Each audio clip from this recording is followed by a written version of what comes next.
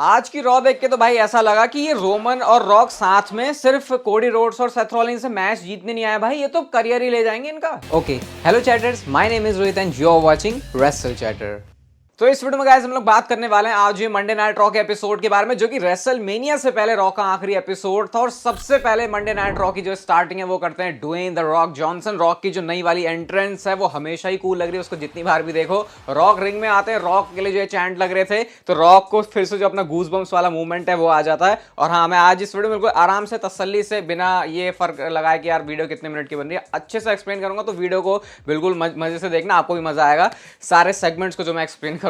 इसके बाद रॉक बोलते हैं कि मैंने जो प्रॉमिस किया था वो चीज मैंने करी है, जो बॉय है उसका मैंने खून निकाल दिया, जिस पर क्राउड मिक्स रिएक्शन दे रहा होता है। मतलब रॉक के लिए भी चैंट लग रहे होते हैं, कोडी के लिए भी चैंट लग रहे होते हैं। इसके बाद वो बोलते हैं सिर्फ एक चीज वहां पर मिसिंग है अभी, और वो है मामा रोड्स के आंसू। मतलब कि उन्होंने बोला है ना कि भाई मैं ये चीज करूंगा, तो शायद रेसलमेनिया के लिए अभी से ऐसा बना रहे हैं, क्या पता मामा रोड्स का वहां पर एक एंगल होने वाला है। इसके बाद वो बोलते हैं कि कोडी क्राई बेबीज को ये चीज शायद बिल्कुल भी पसंद नहीं आई होगी कि अभी यहाँ पर कोडी क्राई बेबीज हैं, तो इस पर सारे लोग कोडी के चैंट करने लगे। मतलब रॉक जिस तरीके से हमने प्रोमो में ही खेल रहे थे ऑडियंस के साथ में, इस तरीके से नचाना तो भाई रॉक जैसे सुपरस्टार ही कर सकते हैं। इसके बाद बोलते हैं कि यार कुछ ऐसे रिएक्शन भी होते हैं जिसको देख के मेरा दिल भी रुक गया, और वो था उन्होंने कुछ रिएक्शन दिखाने शुरू किया जब कोडी रोड्स की जो बढ़िया तरीके से सुताई करी थी रॉक ने। उसके बाद जो बच्चे हैं, अब बच्चों को तो आपको पता है बच्चे तो मन के सच्चे, उनका रिएक्शन आता है कि जैसे कि एक तो ये बोल रहा है कोडी जिंदा भी है कि मर गया, ऐसा वाला भी था। तो रॉक वो दिखाते हैं कि यार ये चीज देख के मुझे अच्छा नहीं लगता, लेकिन फिर भी मैं बोलना चाहूंगा कि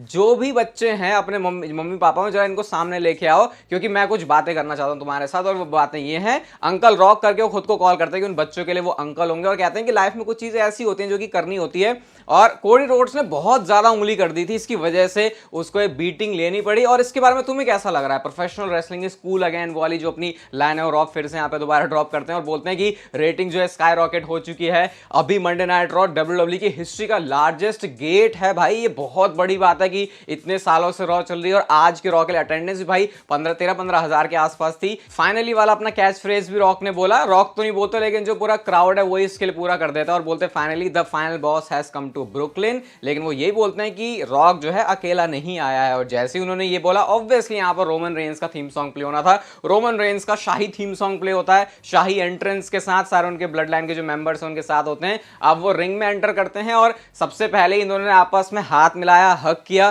फाइनल बॉस और ट्राइबल चीफ बहुत अच्छे से सेम पेज पर नजर आ रहे हैं, और सबसे पहले रोमन रेंस एक्नॉलेज करने के लिए बोलते हैं। और वो कहते हैं अगर तुमने मेरी बायोग्राफी देख लिया तो वहां पर मैंने बोला कि फैमिली अबव ऑल, और यहां पर जो आज मंडे नाइट रॉ में आए हैं अपनी फैमिली को एक्नॉलेज करने के लिए आए, क्योंकि उनके लिए फैमिली सबसे बड़ी चीज है। क्राउड ने इसके ऊपर हीट वाला रिएक्शन दे दिया कि हाँ भाई सही बोल रहा है, सही बोल रहा है। लेकिन रोमन रेंस कहते हैं नो हीट, और ये भी कहते हैं अगर तुमने हीट कंटिन्यू करा भाई मैं यहां से चले जाऊंगा। रोमन रेंस कहते हैं मैं अपने कजिन को थैंक यू बोलना चाहता हूं, यानी कि वो फाइनल बॉस करके भी कॉल करते हैं रॉक को, और थैंक यू भी करते हैं कि कैसे इस बंदे ने फैमिली को सबसे ऊपर रखा है, और इस बंदे ने जो कोडी रोड्स की धुलाई की है। रोमन कहते हैं वैसे ऐसी जरूरत तो नहीं थी देखो कोडी को मारने की, लेकिन तूने मार दिया तो वो अच्छी बात है। एंड देन वो बोलते हैं कि कोडी रोड्स ऐसा बंदा है जिसको कि डब्ल्यूडब्ल्यूई में फन लगा तो वो आ गया, वरना इससे पहले पता नहीं वो कहां डोल रहा था। ये एडब्ल्यू के रेफरेंस की बात करते हैं, क्योंकि आपको पता है डब्ल्यूडब्ल्यूई से पहले वो एडब्ल्यू में थे। अब ये बातें बोलते बोलते ही सेथ रॉलिंस का थीम सॉन्ग प्ले हो जाता है। सेथ रॉलिंस का थीम सॉन्ग प्ले हुआ तो सेथ रॉलिंस को एक्सपेक्ट कर रहे होते हैं कि वो रैम से निकले, लेकिन सेथ रॉलिंस आते हैं माइक पर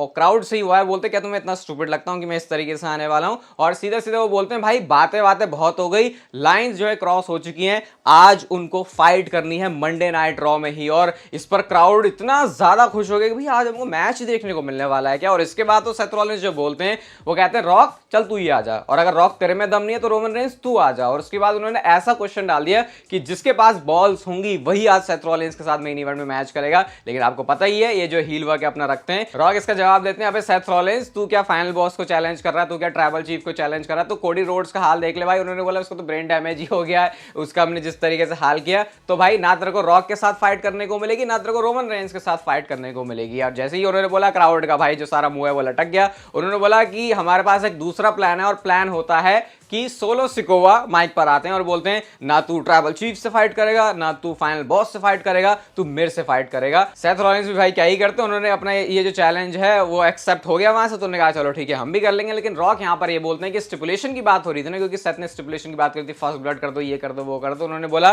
कि ये वाला मैच ब्लड लाइन रूल्स होने वाला है। तो शो के मेन इवेंट के लिए अभी से चीजें हो चुकी थी सेट, और ओपनिंग में मतलब जो रॉक और रोमन रेंज के आने की वजह से जो एक ऑरा फील हुआ वो आप मंडे नाइट रॉ में देख सकते हो। ऐसे मूवमेंट्स मंडे नाइट रॉ में भाई आपको ज्यादा दिखेंगे नहीं, तो जो दिख रहे हैं उसको एंजॉय कर, उसको बहुत ज्यादा एंजॉय करो, क्योंकि ये टाइम दोबारा से पता नहीं वापस कब आएगा। इसके बाद शो पर New Day and DIY versus Judgment Day का मैच होता है। डोमिनिक मिस्टेरो का हील वर्क हमेशा ही हर एक मैच की हाईलाइट रहता है। एंड में डेविन प्रीस्ट ने अपना फिनिशर मार के ये वाला मैच जजमेंट डे के लिए जीत लिया। इसके बाद बैक स्टेज से रोमन रेंस रॉक का एक सेगमेंट होता है जहां पर ये बातें कर रहे होते हैं आपस में, और रोमन रेंस ने बोला कि चलो भाई मेरा काम हो गया, मैं चलता हूं। और रोमन रेंस ये भी कहते हैं अपनी एक स्पीच तैयार करी है। वो समझ में तो नहीं आया पहले मुझे भाई सच में क्या बोलना चाह रहे थे, लेकिन हॉल ऑफ फेम की स्पीच की वो बात हो रही थी, जो कि पॉल हेमन ने बाद में कंफर्म किया कि रोमन रेंस इंडक्ट करने वाले हैं पॉल हेमन को। और मुझे तो वो फनी लगा भाई, जो पॉल हेमन है वो रॉक के हाथों में किस कर रहे थे, कि मतलब इतना ज्यादा उनको जो ऑब्सेशन है वो ब्लड लाइन से है, ट्राइबल चीफ से और फाइनल बॉस से भी। तो भाई इस मामले में तो पॉल हेमन बिल्कुल नंबर 1 रहते हैं।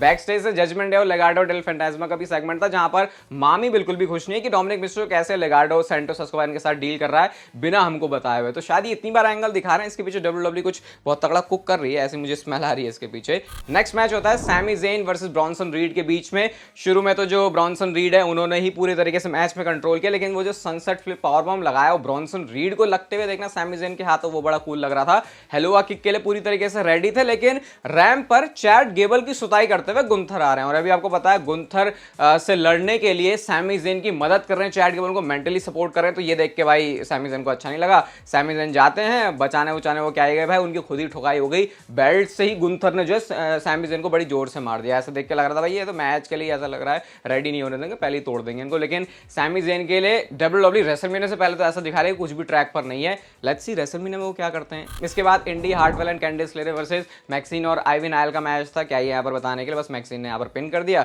तो थोड़ी सी वो इस मैच की इंपॉर्टेंट बात थी। इसके बाद बैक स्टेज से सेथ रॉलिंस और जे ऊसो होते हैं, और जे ऊसो क्लियरली बता देते हैं सेथ रॉलिंस को, देख भाई ब्लड लाइन रूल्स है तो अच्छे समझ ले, यहाँ पे प्रॉब्लम हो सकती है और मैं तेरी बैक देखने के लिए हमेशा वहां पर हूं। तो उन्होंने एक तरीके से सेथ रॉलिंस के फेवर में बात बोल दी थी कि भाई कोई भी प्रॉब्लम होगी तो आराम से आके मैं तेरी मदद कर दूंगा। इसके बाद शो पर रिकोशे वर्सेस आइवार का मैच था, और क्या कॉम्बिनेशन WWE ने बैठाया है इस मैच में। ये वही रिकोशे के हाई फ्लाइंग मूव्स, और शुरू में जो आइवार है वो भारी भरकम अपने जो हिट्स मारते हैं वो मस्त था भाई। एक मोमेंट पर रिकोशे ने लिटरली उठा ही लिया आइवार को, इतनी स्ट्रेंथ तो भाई कभी रिकोशे ने अपनी दिखाई नहीं। ऐसे पीछे करके उन्होंने स्लैम कर दिया और एंड में जाके टॉप रोप से उन्होंने फिनिशिंग मूव ठोक के ये मैच जीत लिया। और रिकोशे को भी आज देख के ऐसा लगा कि चलो कुछ अलग तरीके से दिखा रहे हैं, क्योंकि यूजुअली रिकोशे को वैसे नहीं दिखाते कि वो भारी भरकम सुपरस्टार्स को भी लिफ्ट कर रहे हैं। तो शायद ये उनके कैरेक्टर में एलिमेंट ऐड कर सकता है। कई बार लोग कनेक्ट नहीं करते रिकोशे से इस वजह से कि भाई ये तो उल्टा ऐसे कूदता फिरता ही रहता है, लेकिन शायद ये चीजें उनके कैरेक्टर में और हेल्प कर सकती है। इसके बाद हमको बेकी लिंच का प्रोमो सेगमेंट दिखता है, जहां पे बेकी लिंच बोलती है भाई बहुत हो गया, चला के फाइट करते हैं।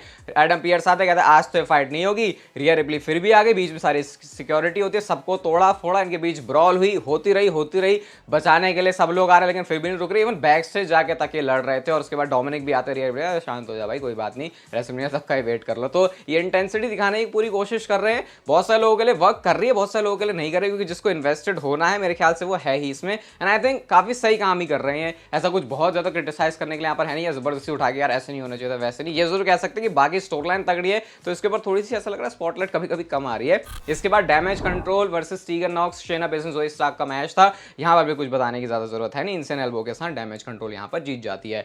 इसके बाद हम मेन इवेंट की तरफ आने वाले थे, लेकिन सेथ रॉलिंस बैक स्टेज से जा रहे होते हैं और सीधा सीधा सवाल उनसे पूछा जाता है कि यार तुम रिस्क क्यों ले रहे हो, तुम्हारा मैच है रेसलमेनिया में, तुमको दो मैचेस करने, तुम रॉ पे आके भी लड़ोगे। तो सेथ रॉलिंस बोलते हैं भाई मेरी गाड़ी में सिर्फ एक ही गियर है, जितना पेट्रोल जितनी गैस होती है सारी एक ही बारे में निकाल देता हूं मैं तो ऑल आउट जा रहा हूं आज। और ड्रू मैकिंटायर से भी उनका एक छोटा सा आमना सामना हो गया, और वो बोलते सेथ रॉलिंस बोलते भाई मैं मरा नहीं हूं, आई एम डेड येट। तो इस पर ड्रू ने बोला पीछे से येट, यानी कि वो बताना चाह रहा था अब देख बेटा अब तेरे साथ क्या होने वाला है। अब इसके बाद सीधा शो का मेन इवेंट ही आ जाता है, Seth Rollins versus solo Sikoa के बीच में। सेथ रॉलिंस ने एंट्री पर ही सोलो सिकोवा के ऊपर अटैक कर दिया, और इस मैच में सीधा ही कुछ मैच मूव कुछ नहीं है भाई, सारे वेपन्स ही आ रहे हैं। स्टील चेयर एक के बाद एक जिस तरीके से सोलो सिकोवा के मुंह पर मार रहे थे, अगर सोलो सिकोवा उसको सही तरीके से हैंडल ना करे रहे तो पता नहीं उनके मुंह का आज क्या हाल हो जाता।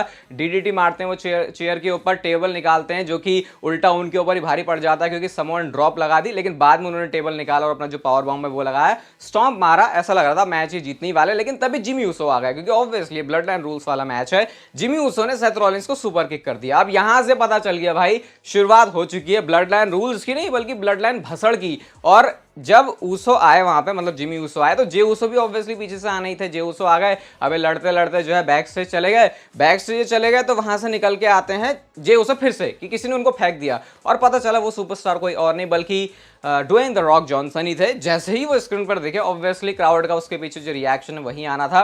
वो आते हैं मारते हुए जे ऊसो को, फिर वो सेथ रॉलिंस के भी सामने आ गए। सेथ रॉलिंस के सामने आ गए, सेथ रॉलिंस गिरे हुए, लेकिन सेथ रॉलिंस डर नहीं रहे बल्कि उनके चेहरे पर एक स्माइल है और वो स्माइल ने ही गिव अवे कर दिया था कि अब क्या होने वाला है। तभी थीम सॉन्ग प्ले होता है the American nightmare Cody Rhodes का, और दोबारा से जाके जरा उसको प्ले कर लेना। जो पॉप, जो रिएक्शन कोडी रोड्स के म्यूजिक पर मिला वो अल्टीमेट लेवल का था। रॉक के चेहरे पर ही दिख रहा था कि भाई वो डर चुके हैं बहुत ज्यादा। कोडी रोड्स आए रिंग में, उन्होंने सीधा जो पंचेस है वो थ्रो करना शुरू कर दिया। सेथ रॉलिंस भी पीछे नहीं थे। सेथ रॉलिंस और कोडी रोड्स सब मिलके दोनों रॉक को बजा रहे हैं और इतना ज्यादा ये वियर्ड लग रहा था ना देखने में कि रॉक भाई गिर गिर के इधर उधर कर रहा है, उसे टेबल के ऊपर फेंक रहे हैं। अब तो प्लानिंग पूरी बना ली थी इन दोनों ने मिलकर कि यार रॉक को आज वो मजा चखाएंगे जो इसने मेरे साथ किया। वो तो कुछ भी नहीं, मैं इसको डबल मारने वाला हूं। वो रॉक बॉटम उनके ही फिनिशर के साथ जा रहे होते हैं, लेकिन जैसे ही वो जा रहे थे पता नहीं किसी एक बंदे ने उनकी टांग खींची और पता चला वो टांग खींचने वाला बंदा कोई और नहीं बल्कि ट्राइबल चीफ रोमन रेंस ही है, जिनके बारे में लग रहा था कि शायद वो बिल्डिंग से जा चुके हैं। अब इसके बाद क्या था, रोमन रेंस ने कोडी को भी बजाया, रोमन रेंस ने सेथ रॉलिंस को भी बजाया। रिंग में जाते हैं वो, उन्होंने सुपरमैन पंच एक एक करके सेथ रॉलिंस को भी मारा और उसके बाद उन्होंने स्पीयर भी मारा कोडी रोड्स को। अब यहां से हालात कुछ ऐसी हो गई थी भाई कि ये रोमन रेंस और रॉक मिलके पूरी तबाही मचाने वाले हैं। इन दोनों थोड़ा सा ग्लिम्स दे दिया कि रेसलमेनिया की नाइट वन पर जो उनका टैग टीम मैच होगा उसमें ये क्या करने वाले हैं। इसके लिए भाई मेरी एक्साइटमेंट तो इस सेगमेंट के बाद इतनी ज्यादा बढ़ गई और मजे की बात है भाई हम इसको रेसलमेनिया बैठक में कर रहे हैं तो साथ में देखने का तो उसको अलग ही मजा आएगा। वैसे टिकट्स हम नहीं ले रहे, जो इंक्वायरीज है वो एंड हो चुकी है। तो सीन अब कुछ ऐसा था कि अब पता है अब तो बहुत तगड़ी वाली पिटाई होने वाली है इनकी।